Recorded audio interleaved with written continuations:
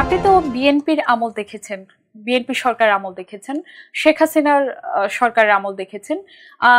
এখন বর্তমানে অন্তর্বর্তী সরকার ইউনূস সরকারের হচ্ছে মানে দেখছেন সরকার ব্যবস্থা দেখছেন। তো সব মিলিয়ে আপনি আপনার সরকার কেমন দেখতে চান?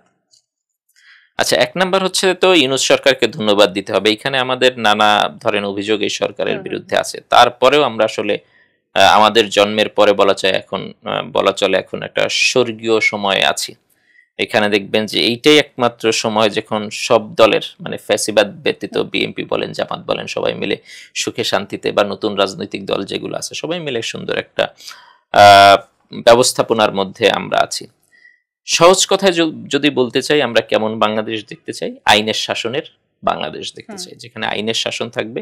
আইনের শাসনটা থাকলে যেটা হবে, মানুষ অপকর্ম করার ক্ষেত্রে ভয়ে থাকবে।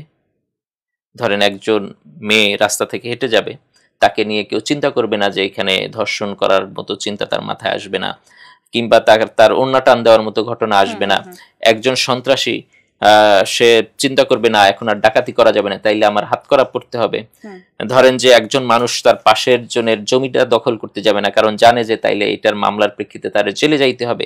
ফলশ্রুতিতে এই আইনের শাসন যে বাংলাদেশে সুপ্রতিষ্ঠিত আছে, এই পারসেপশনটাও যদি এই ব্যাপারে মানুষকে যদি কনফিডেন্ট করা যায়, এই আত্মবিশ্বাসটা যদি মানুষের মধ্যে দেয়া যায়, তাইলে দেখবেন যে আমাদের হাজারটা প্রবলেম আছে, সব প্রবলেম তো আর একসাথে সলভ করা সম্ভব না, বাট এই একটা জিনিস যদি এনশিওর করা যায়, বাংলাদেশের দেখবেন অনেক সমস্যার সমাধান হয়ে যাবে।